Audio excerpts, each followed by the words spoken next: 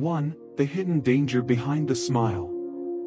Have you ever looked back at a relationship, maybe with a colleague, a friend, even someone in your family, and realized that the person who caused you the most harm was the very one you trusted the most?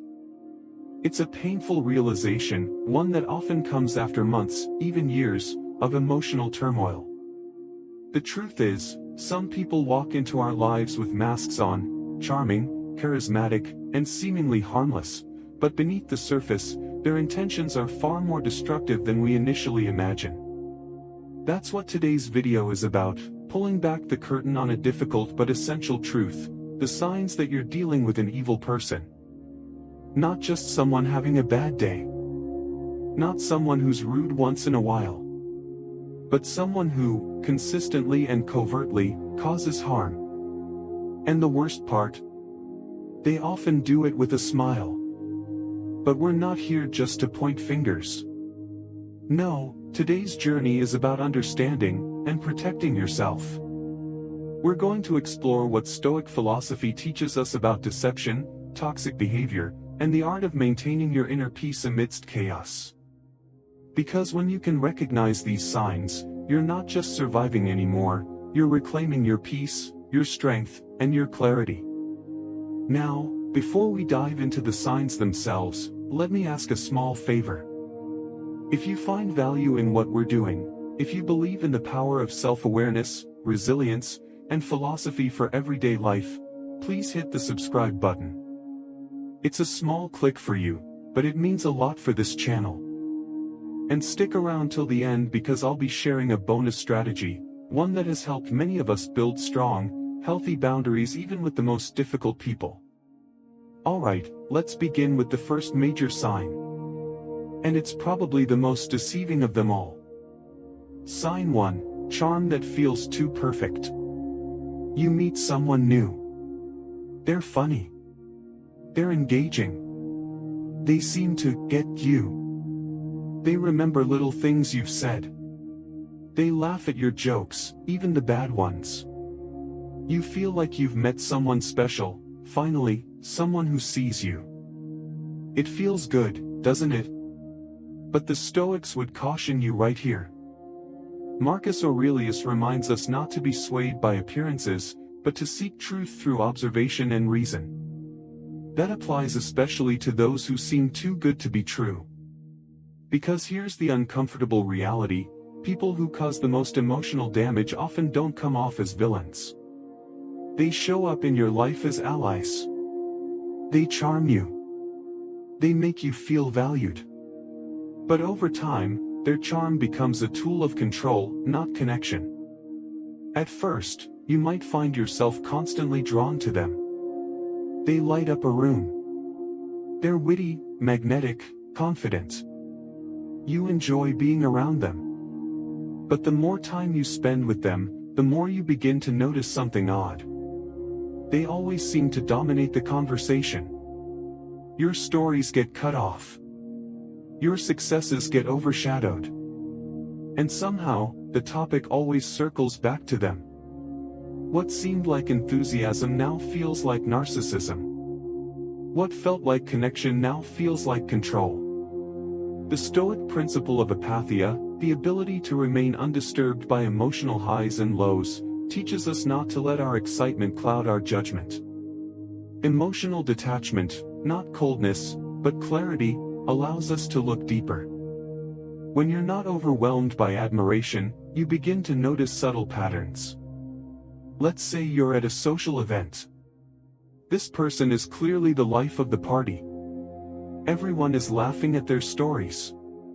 But look closer, are they listening when others speak? Or do they immediately shift the spotlight back to themselves? Do they elevate others, or do they subtly put them down with humor or just joking remarks? You might try to share something meaningful, only to be met with distraction or one-upping. You might feel your own voice growing quieter, not because you're shy, but because you've been pushed to the margins. This is no longer a balanced interaction. It's a performance, starring them, with you in a supporting role. The Stoics would urge us to resist the pull of charisma and ask, what's behind the performance? Over time, the cracks begin to show, and if you stay grounded in observation, you'll see the truth. Sign 2. The mask slips when things don't go their way.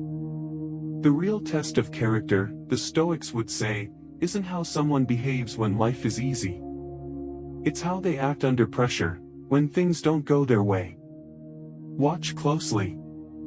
That same person who once seemed gracious and kind might suddenly become defensive, angry, or manipulative the moment they face disappointment. Maybe they're used to being praised, and the second they feel slighted, they lash out. Or perhaps a disagreement arises, and instead of discussing it like an adult, they turn hostile or cold. They might say things like, "You're being too sensitive," or "I was just joking, can't you take a joke?" These are deflections, not accountability. Marcus Aurelius wrote extensively about anger and the importance of self-mastery. He believed that losing control of one's emotions was not only a weakness but a sign of disconnection from reason and virtue.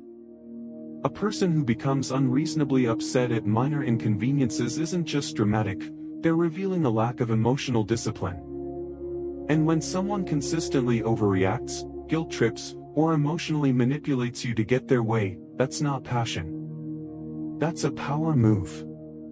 Let's say you offer gentle feedback. "Hey, when you said that earlier, it kind of hurt." A kind person will say, "Oh, I didn't mean it that way, I'm sorry." But the toxic person? They'll say, "Wow, I guess I can't say anything around you anymore." Or worse, they'll spin it to make you feel like the aggressor. This is what the Stoics warn against: distortion of reality. Epictetus tells us to focus only on what is within our control, our thoughts, our actions, our responses. When we let someone else's emotional manipulation derail us, we're giving away our peace. So how do you respond when someone shows this side? You stay calm. You stay grounded. You observe. And if the pattern continues, you step back, not to punish, but to protect your own equilibrium. Sign 3. Subtle disrespect dressed as humor or critique. This one's tricky because it often masquerades as humor or tough love. But make no mistake, if someone consistently undermines you, even with a smile, it's not a joke. It's a red flag. You might hear comments like, "Oh, you finally got that promotion? Took you long enough. Wow, you're actually dressed nice today, what's the occasion? You're so sensitive. Can't you take a little teasing?" They may laugh it off. Others around might even laugh too. But inside, you feel a sting. And over time, that sting adds up. Stoic wisdom teaches that words matter. Not because we should be fragile, but because language reveals intent. If someone's default mode of communication is sarcasm, belittlement, or passive aggression, that's not a personality trait. It's a control tactic. And worse, if you confront them about it, they'll often deflect. "You're reading too much into it," they might say. Or, "You need to lighten up." But when you repeatedly leave a conversation feeling smaller than when you entered it, the message is clear: this isn't about misunderstanding. It's about disrespect. 2. The weapon of manipulation, seeing through the fog. So we've talked about charm that masks control. About the way anger reveals someone's true character. And about the subtle but corrosive power of words that disguise disrespect as humor. But now we step into deeper, more dangerous territory: manipulation. Manipulation is like a virus. It doesn't explode into your life. It creeps in, quiet, gradual, often invisible, until suddenly you're second-guessing your own thoughts, walking on eggshells, and feeling like you can't trust your own memory. And here's the kicker: the manipulator often makes it feel like it's your fault. Let's be clear. Not every manipulator is loud or aggressive. In fact, many of them operate quietly. With smiles. With compliments. with sympathy. But behind those gestures, there's an agenda, a need for control, for dominance, for power. And the Stoics would urge us to step back and see things clearly. To rely on logos, or rational thinking, rather than emotions clouded by guilt, flattery, or confusion. So how can you tell when you're being manipulated? Let's break down some of the most common tactics. Tactic 1, gaslighting, twisting your reality. This one has become a widely recognized term, but many still don't see it for what it is when it's happening in real time. Gaslighting is when someone causes you to doubt your own perception, your own memory, even your own sanity. You remember what they said, clearly, but they insist they never said it. You recall how they made you feel, but they say you're being too emotional or imagining things. Over time, this starts to wear you down. You begin to wonder, maybe I did overreact. Maybe I am too sensitive. Maybe I am the problem. Let me be clear, you are not the problem for trusting your own experience. Stoic philosophy, especially in the teachings of Epictetus, reminds us to anchor ourselves in our own reason, in our own perception. The world may try to sway us, but our task is to stay steady in our own understanding of truth. So when someone constantly denies reality, remember this: you don't owe them your confusion. You are allowed to trust yourself. Tactic 2, playing the victim, turning the tables. This one is incredibly effective for manipulators, especially when they're caught doing something wrong. Instead of taking responsibility, they flip the script. You confront them calmly, hoping for a conversation. But they respond with, "I can't believe you think that about me. After everything I've done for you. You always make me the bad guy.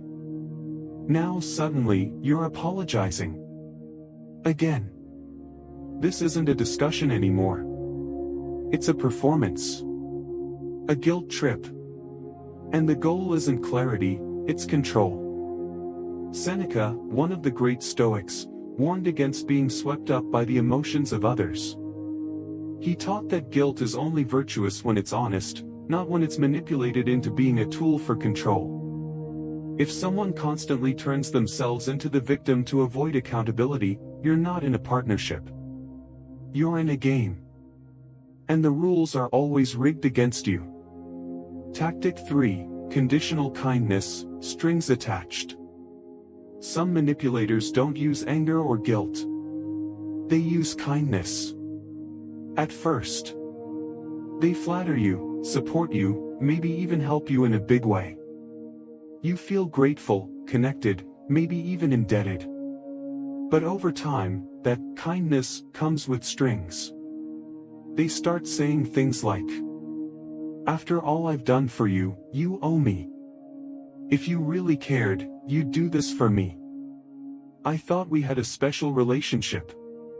And suddenly, you're trapped in a dynamic where saying no makes you the bad guy. The Stoics would challenge us to look at intention, not just action. Is the help being offered freely, from a place of virtue? Or is it being used to create dependency?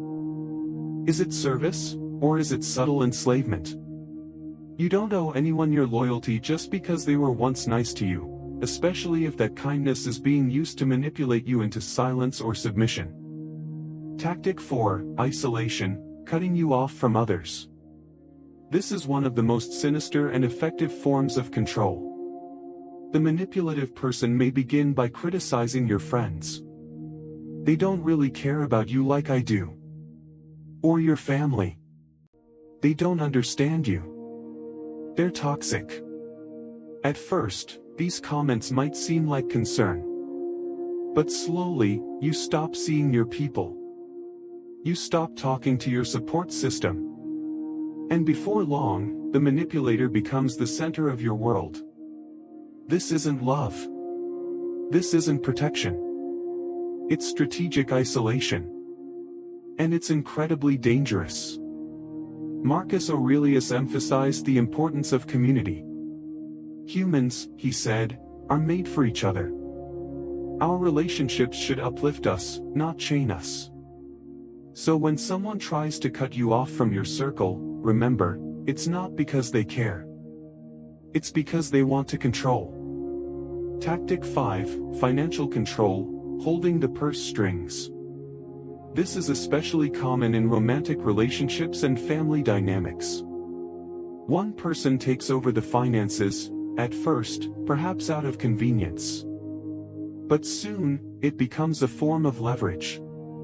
They hold all the money. They control what you can spend. You have to ask permission to buy things. And if you push back, they remind you that they pay for everything or that you wouldn't survive without them. This is financial manipulation. Plain and simple. The Stoics believed in self-sufficiency, not in being dependent on someone else's control. Financial control isn't just about money, it's about freedom. When someone controls your access to resources, they control your ability to leave, to think, to breathe. If you find yourself in this situation, it's critical to make a plan. Quietly. Carefully. But clearly. Regaining even small degrees of financial independence is a huge step toward reclaiming your autonomy. How to respond, the Stoic way. So you've identified the manipulation. What now? The Stoics teach us that we cannot control other people. We cannot force someone to act with integrity, with honesty, or with kindness. But we can control our response. And that response, my friend, is where your power lies. Here's how. 1. Pause. Reflect. Don't react emotionally. When someone is trying to manipulate you, your first instinct might be to yell, cry, or fight back. But that's what they want. They want emotional chaos. It gives them leverage. Instead, breathe.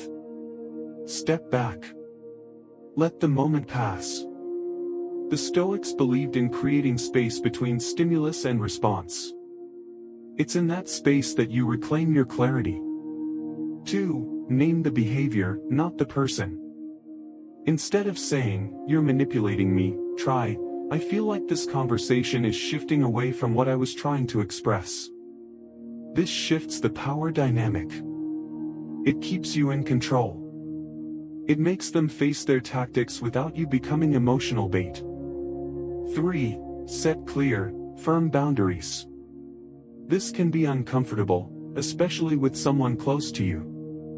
But boundaries are not punishment. They are protection. You might say, "I'm happy to talk, but I won't continue if I feel I'm being blamed unfairly." Or, "I'm not comfortable with you making decisions for me. I need to handle this on my own." Boundaries are your shield. And the Stoics would say, wield them with grace, but also with strength. 4. Seek support. Stoicism values inner strength, yes, but not isolation. You don't have to face manipulation alone. Talk to friends, a therapist, or a trusted advisor. Get perspective. Stay grounded. You are not weak for needing help. You are wise for seeking clarity. 5. Know when to walk away. Not every relationship can be saved. That's a hard truth. But the Stoics remind us, we must focus on what is within our control. Sometimes, that means choosing to walk away from those who refuse to treat us with respect. It's not failure. It's freedom. Coming up next. In the next part of this series, we're going to explore one of the most terrifying traits of all, controlling behavior. How some people try to dominate your choices, your time, your voice, and what Stoicism teaches us about reclaiming your power. We'll look at real-world examples. We'll break down the psychology behind it. And most importantly, we'll learn how to stand firm, even when you feel overwhelmed. 3. Controlling behavior, when care becomes a cage. We've uncovered how charm can be a weapon, how manipulation can distort your reality, and how subtle disrespect can eat away at your confidence. Now we arrive at one of the most suffocating tactics of all, the desire to control you. This type of behavior often creeps in under the guise of caring. It may even feel like love or deep concern at first. But over time, you start to feel smaller. You begin to second-guess your decisions. You hesitate before speaking. And eventually, you may feel like you're living someone else's life, not your own. Controlling behavior doesn't always show up with shouting or violence. Sometimes, it wears the face of gentle insistence. I know what's best for you. Let me handle that, it's too stressful for you. Don't worry about it, I'll take care of everything. And while these statements might seem considerate on the surface, over time, they can become the foundation for a dangerous imbalance of power. Let's dive deep into how controlling behavior manifests, why it's so harmful, and how the wisdom of the Stoics can help you reclaim your sense of autonomy and peace. Control disguised as love or protection. One of the most manipulative aspects of controlling behavior is how it often hides behind affection. A controlling partner might say, I just care about you so much, I need to know where you are at all times. I don't trust your friends, and I don't want you getting hurt. If you really loved me, you'd spend all your time with me. On paper, these may sound like signs of passion or deep emotional investment. But when you look closely, you'll see the undercurrent of ownership, not love. It's not about mutual respect. It's about control. And what makes it so damaging is that it chips away at your ability to make your own decisions. It disconnects you from your intuition, your values, and eventually your voice. The Stoics were fiercely protective of personal freedom. Epictetus especially emphasized that our inner freedom, our ability to choose how we think and act, is sacred. No one, no matter how close to us, has the right to take that away. The illusion of helpfulness. Sometimes, controlling individuals start with small things. They pick what restaurant you should go to, what movie to watch, what clothes look best on you. At first, it feels like they're just decisive. You might even appreciate the help. But over time, a pattern emerges, your opinions begin to disappear. You stop choosing. You stop asking. You stop even thinking about what you want, because you know it'll just be overridden. This is what the Stoics warned against. A life out of alignment with your own nature is a life of quiet suffering. To live virtuously, they taught, is to live in accordance with your true self. That includes making your own decisions, even if they're imperfect. You're not here to be managed. You're here to live freely and truthfully. Micromanaging, surveillance, and control over your time. As control escalates, it often moves from emotional influence into surveillance and micromanagement.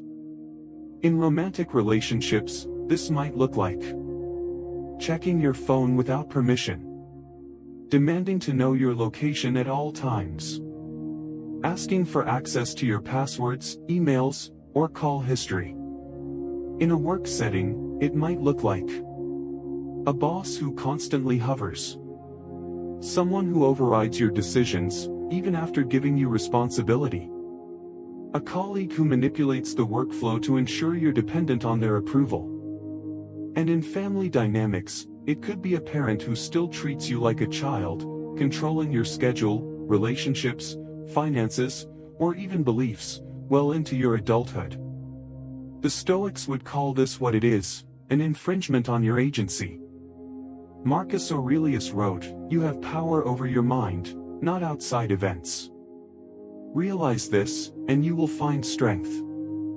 That includes realizing when someone else is trying to control your mind, your time, your reality. Control through money, financial dependence as a tactic. Let's talk about money. Financial control is one of the most common, and devastating, Forms of domination in toxic relationships. A partner might say, "Let me handle the finances, it's just easier. You don't need your own bank account. You should ask me before spending anything." And at first, it might seem practical. But slowly, it becomes a leash. They track your expenses. They make you feel guilty for needing or wanting things. They might even withhold money to punish you. In extreme cases, you may find yourself asking permission just to buy groceries or essentials. You may be made to feel like a burden just for existing. But the Stoics believed in self-sufficiency, a critical aspect of freedom. Financial independence isn't about greed or pride. It's about ensuring you are not beholden to anyone else's control. As Epictetus said, "No man is free who is not master of himself." And that includes your means to live. Isolation, cutting you off from support. This tactic is subtle, but it's one of the most effective tools a controlling person has. They slowly pull you away from your friends. They sow seeds of doubt about your family. They create drama or tension with anyone you're close to. They say things like, "Your friends are a bad influence. Your family doesn't understand you. You're so much better when it's just us." Before long, your world shrinks. You stop seeing people who care about you. You become emotionally and socially dependent on the controller. This is not an accident. This is a strategy. Because isolation makes it easier to dominate you. If no one else is around to reflect your worth, to give you perspective, or to remind you of your power, then the controller becomes your entire world, and your prison. The Stoics would remind you that true strength is found in community. That isolation from those who care about us is not only harmful, but deeply unnatural. We were not meant to navigate life alone, especially not under the shadow of control. Threats, ultimatums, and emotional blackmail. Control also shows up in more overt, terrifying ways, through threats and emotional blackmail. "If you leave me, I'll hurt myself. If you tell anyone about this, I'll make sure you regret it. If you don't do what I say, I'll ruin your life." These are not empty threats. They are acts of psychological warfare. And if you've ever been on the receiving end of one, you know how paralyzing they can be. The Stoics would call this the ultimate violation of your inner freedom. Seneca wrote, "He who fears death will never act as a free man." And I'd add, he who fears threats will never feel peace. When you're living under the constant fear of an emotional or physical consequence, you are not in a relationship. You are in captivity. This is why boundary setting is not optional, it's essential. How to reclaim your power, the Stoic response to control. So what do we do when we recognize controlling behavior in our lives? We return to the Stoic fundamentals: reason, autonomy, virtue, and above all, clarity. Here are practical steps. 1. Acknowledge the pattern, not the excuses. It's easy to justify control when it comes from someone we love. But you must separate the intent from the impact. Even if they say, "I'm just trying to help," if you feel trapped, anxious, or erased, it's not help. It's control. 2. Start with small acts of autonomy. Take back little pieces of your freedom. Decide what you want to eat today. Pick your own clothes. Reconnect with one friend. These small steps may not seem like much, but they rebuild your sense of self. 3. Rebuild a support network. Talk to people you trust. Tell them the truth. Even if you're embarrassed. Even if you're afraid. Control thrives in secrecy. You don't have to go public, but you do need to stop suffering in silence. 4. Set boundaries, even if they push back. Expect resistance. Expect guilt trips. But stay firm. You might say, I need to make my own decisions, even if I make mistakes. You don't have to agree, but I expect you to respect my choices. I will not tolerate being controlled. Boundaries are the antidote to domination. 5. Get professional support if needed. If the control involves threats, finances, or abuse, please seek professional help. A counselor, hotline, or legal advisor can help you create a safe exit plan. Coming up next, we've explored charm, manipulation, and control, but there's one more trait that seals the deal when it comes to identifying truly harmful individuals: pathological lying. 4. The web of deceit: how pathological lying destroys trust and clarity. By now, you've seen how toxic people use charm to pull you in, manipulation to break you down, and control to keep you in check. But none of these tactics can succeed for long without one final, central tool: lying. Not the occasional white lie. Not the slip-ups we all make when we're nervous or trying to avoid embarrassment. No, we're talking about pathological lying. Chronic dishonesty. A pattern of deception so entrenched that truth becomes irrelevant. The only goal is control, appearance, or advantage. This is the most destructive trait of all. Because it shatters the one thing that every relationship, personal or professional, depends on: trust. And the Stoics knew this well. They believed in truth as the foundation of virtue. Marcus Aurelius wrote, "If someone is mistaken, instruct them kindly.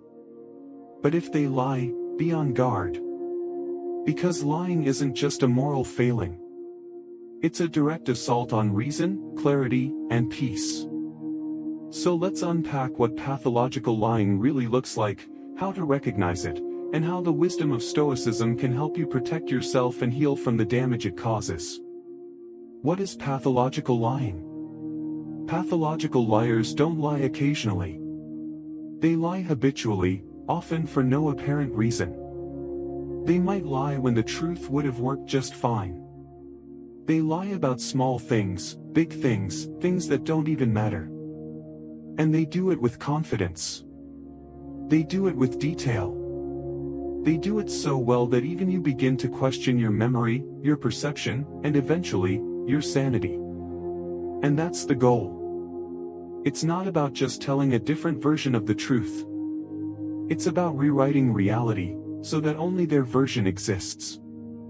To the Stoics, this behavior isn't just unethical, it's dangerously irrational. Because once we abandon truth, we also abandon reason. And without reason, there can be no virtue, no wisdom, no trust. Common signs of a pathological liar. Let's break down the patterns that reveal pathological lying for what it is.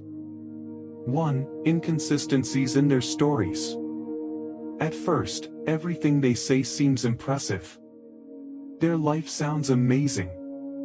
Their past, incredible. Their achievements, almost too good to be true. And that's the problem. Over time, details start to change. You might hear different versions of the same story. Timelines don't add up. The facts get fuzzy. When you ask a question, they become vague, or overly elaborate. You may not even realize it right away. It's often subtle. But the Stoics would urge us to observe closely. Not to judge, but to seek the truth through pattern, not personality. 2. Always the hero, or the victim. Liars tend to cast themselves in extreme roles. Either they're the brilliant savior, overcoming impossible odds to succeed, or they're the tragic figure who's been wronged by everyone. Rarely do they own up to mistakes. Rarely do they just say, "I messed up." This need to reshape their identity through fiction is a sign of deeper insecurity and deeper manipulation. 3. Defensiveness or aggression when confronted. When you gently point out an inconsistency, a normal person might say, "You're right, I forgot I said that," or "Let me explain."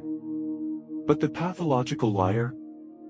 They'll attack, or deflect, or try to confuse you even more. You're always twisting my words. You never listen to what I actually say. Are you calling me a liar now? Suddenly, you're the one apologizing. Again. Epictetus taught us to guard our peace by recognizing that the behavior of others, especially deceitful behavior, is a reflection of their character, not ours. When a liar tries to shift blame, stay calm. That's not your shame to carry. Why pathological lying is so harmful? The damage caused by lying isn't just situational, it's spiritual. When someone lies repeatedly, they do more than just twist facts. They twist your entire sense of reality. And for the Stoics, living in accordance with truth and nature is the most important principle of all. Here's what pathological lying does to you over time. You lose trust in your own judgment. You begin to question whether you're being paranoid or just misremembering things. This leads to emotional dependency. You start walking on eggshells.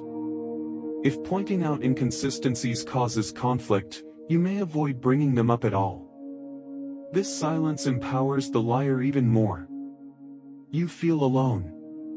Because the liar controls the narrative, it's hard to explain to others what's happening. It sounds petty, or confusing, or unbelievable. So you withdraw. And worst of all, you stop trusting people in general. One liar can ruin your ability to open up again, to believe anyone. And that, the Stoics would say, is the true tragedy. Because distrust cuts us off from connection, growth, and community. Lying in different niches of life. Let's also acknowledge that pathological liars aren't just found in personal relationships. They can show up anywhere. And when they do, the consequences ripple outward. In the workplace, a liar might take credit for your work, fabricate their experience, or sabotage others with rumors. This creates a toxic environment where no one feels safe, and no one knows who to trust. In romantic relationships, they might lie about their past, their intentions, or their behavior. They might cheat and deny it. They might fabricate stories to manipulate your emotions. In families, they might rewrite history, pretending that abuse never happened, or that events played out differently. This kind of gaslighting breaks generational bonds and silences important truths. Even in spiritual or leadership roles, liars can use their influence to mislead followers, distort moral teachings, and build false images of themselves. Marcus Aurelius warned against hypocrisy in leadership. Let no act be done without purpose, he said. And certainly, no life should be built on lies. How the Stoics recommend we respond. So, what can we do? How do we protect ourselves when lying has infected a relationship, a workplace, or even a family? Let's turn again to Stoic wisdom. 1. Trust your observations, not just their words. The Stoics teach us to prioritize what is real, not what is said. Don't dismiss your gut just because someone sounds convincing. Watch their actions. Watch their patterns. Trust evidence over emotion. 2. Don't try to fix the liar. It's tempting to believe that if you just explain clearly enough, show enough patience, or love them enough, they'll stop lying. But pathological lying is often rooted in deep dysfunction. It's not your job to heal that. The Stoics would remind you, you are not here to rescue those who refuse to rescue themselves. 3. Confront when necessary, but expect resistance. If you choose to confront a liar, do so with clarity, not with drama. Say what you've observed. State how it makes you feel. Set your boundary. Don't get pulled into circular arguments or emotional traps. As Seneca advised, the greatest remedy for anger is delay. Respond, but don't react. 4. create distance, if needed. If the lying continues, if it becomes habitual, harmful, and hostile, it may be time to walk away. That doesn't mean you failed. It means you're choosing peace over delusion. The Stoics saw withdrawal not as weakness, but as wisdom. Walking away from a lie is walking toward truth. 5. Rebuild your connection to truth. When you've been lied to long enough, truth feels unfamiliar. That's why it's important to reground yourself. Journal what you know to be real. Reconnect with people who speak honestly. Seek environments where clarity is honored. Most importantly, speak truth to yourself. Especially the hard truths. Because the first lie most liars want you to believe is that you're powerless. You're not. Closing this chapter, and opening the next. So, we've now peeled back 4 layers of toxic behavior. Charm used as camouflage. Manipulation as emotional control. Dominating behavior disguised as love. And the devastating toll of pathological lying. But there's one last layer, one final sign that ties it all together.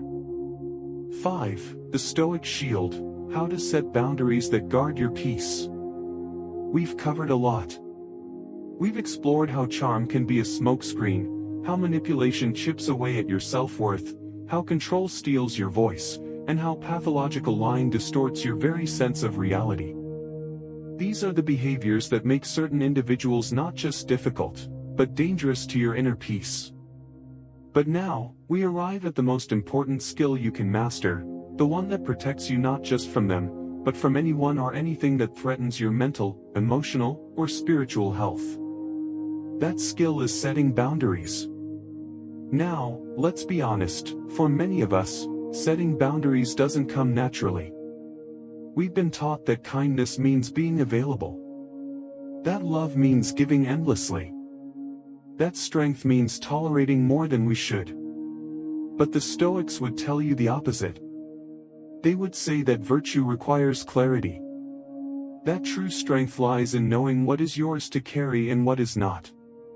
And that protecting your peace is not selfish, it's wise. So let's dive into how Stoic philosophy helps us set boundaries, not just with others, but also with ourselves. Because setting boundaries isn't about building walls. It's about drawing lines that say, this is where I end. This is where my peace begins. Why boundaries are essential, a Stoic perspective. Let's go back to the basics. The Stoics believed that our inner world is the only thing fully within our control. Epictetus said, we cannot choose our external circumstances, but we can always choose how we respond. But here's the thing, it's hard to choose wisely when your life is cluttered with drama, manipulation, and emotional chaos. That's where boundaries come in. They are the filter between what belongs in your life and what doesn't. They give you the mental clarity to apply Stoic principles like reason, virtue, and calm, even in the midst of toxic people or stressful situations. Without boundaries, you're like a ship with no anchor, easily pulled by the tide of others' emotions, demands, and manipulations. But with boundaries, you stand firm. You choose your course. You protect your energy. And you live intentionally. Misconceptions about boundaries. Before we explore how to set them, let's clear up a few myths that keep people stuck. Setting boundaries is mean. No, it's honest. It's respectful. It's a way of communicating your values and honoring your well-being. People will hate me if I say no. Some might. Especially those who benefited from your lack of boundaries. But the ones who respect you will stay, and support you. Boundaries make me selfish. Not at all. In fact, they make your love more sustainable. When you're not burned out, resentful, or drained, you can show up with full presence and intention. The Stoics believed that every relationship should be rooted in virtue, not guilt, not obligation, and certainly not fear. Step 1. Define what you will and will not accept. You can't enforce a boundary you haven't defined. So the first step is clarity. Ask yourself, what behaviors leave me feeling depleted? What patterns consistently disrespect me? What words or actions make me question my worth? Make a list if you need to. Get clear on what crosses the line for you, emotionally, mentally, physically, spiritually. For example, I will not tolerate being shouted at. I won't allow anyone to pressure me into decisions I'm not ready for. I will not stay in conversations where I am being blamed unfairly. This internal clarity is the Stoic concept of logos in action. It's your reason guiding your values. You're not reacting emotionally, you're creating a philosophy of how you allow others to treat you. Step 2. Communicate clearly and calmly. Once you've identified your boundaries, it's time to express them. And here's the key: firmness without hostility. The Stoics taught that truth and kindness are not mutually exclusive. You don't have to yell, blame, or shame. But you do need to be direct. Let's say a friend always interrupts you. Instead of snapping one day, try, I value our conversations, but I feel unheard when I'm interrupted. Can we work on that? Or in a more serious case, like a partner who tracks your location or monitors your messages. I need privacy in order to feel respected. I won't continue in a relationship where my trust and space aren't honored. These statements are grounded, respectful, but firm. And if the person responds with guilt-tripping or anger, that's a reflection of them, not your boundary. Step 3. Be consistent, even when it's hard. The most powerful boundaries are not the ones you state, but the ones you uphold. It's easy to say, I won't answer work emails after 8 p.m. Harder to stick to it when your boss keeps pinging you. It's easy to say, I'm done with this toxic ex. Harder to avoid replying when they message, I miss you. But consistency is where your strength lives. The Stoics believed in discipline not just as an act, but as a lifestyle. If you let people cross your line once, they'll keep testing it. And your boundaries become suggestions instead of standards. So when someone tests your line, don't escalate. Don't explain over and over. Just enforce. End the call. Leave the room. Log off. Walk away. No need for drama. Just quiet power. Step 4. Expect resistance, and stand firm anyway. Here's the truth: people who benefit from your lack of boundaries will resist your new ones. They'll say you've changed. They'll call you selfish. They'll play the victim. They'll threaten, manipulate, or guilt you. Why? Because they're losing control. But remember what we said earlier, boundaries are not about punishing others. They're about protecting yourself. The Stoics often wrote about the reactions of others as externals. Things we cannot control. What matters is that your internals, your values, peace, and clarity, remain grounded. So if someone throws a tantrum when you say no, let them. It's not your job to manage their feelings. It's your job to stay true to your principles. Step 5. Reevaluate and adjust as needed. Boundaries aren't static. They're living expressions of your self-awareness. As your life changes, your relationships, your values, your energy, you may need to adjust your boundaries. That's okay. Maybe you used to tolerate daily calls from a friend, but now your work or family schedule has changed. Maybe you once allowed family members to comment on your choices, but now you're building your independence and need space. Reevaluation is not weakness, it's growth. The Stoics believed that wisdom is flexible. It doesn't mean changing your standards with every mood. It means checking in, Is this still serving me? Does this boundary still protect my peace and allow me to live virtuously? Practical examples for different niches of life. Let's briefly apply boundary setting to some real-life contexts. 1. In romantic relationships. I need to have friends and interests outside this relationship. I won't tolerate yelling or name-calling during arguments. I require transparency, but not surveillance. 2. In the workplace.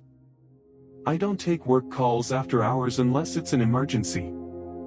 I appreciate feedback, but I won't accept public criticism. My role doesn't include that task. Can we discuss a more fair solution? 3. In friendships. I need more mutual effort in our friendship. I can't be the only one reaching out. I can't be your emotional support 24/7. I need to set limits. 4. With family. Please don't comment on my appearance or life choices. I love you, but I won't discuss that topic with you anymore. I'm not obligated to attend every family gathering. My time is my own. Each of these is a declaration of sovereignty, not separation. They create space where love can thrive in freedom, not fear. Closing thoughts, live your truth. Setting boundaries isn't easy. It requires courage. It requires clarity. It often requires loss, the loss of approval, comfort, or old identities. But what you gain? You gain yourself. You gain the right to live in harmony with your values, your energy, and your purpose. You gain the strength to walk through the world without shrinking, without apologizing, without bending just to make others comfortable. And that, the Stoics would say, is the beginning of a life well lived. So as we close this series, remember this. You don't have to tolerate abuse to be compassionate. You don't have to accept lies to be loyal. You don't have to shrink yourself to be loved. Your peace matters. Your truth matters. And you, yes, you, deserve a life guided not by fear, but by virtue.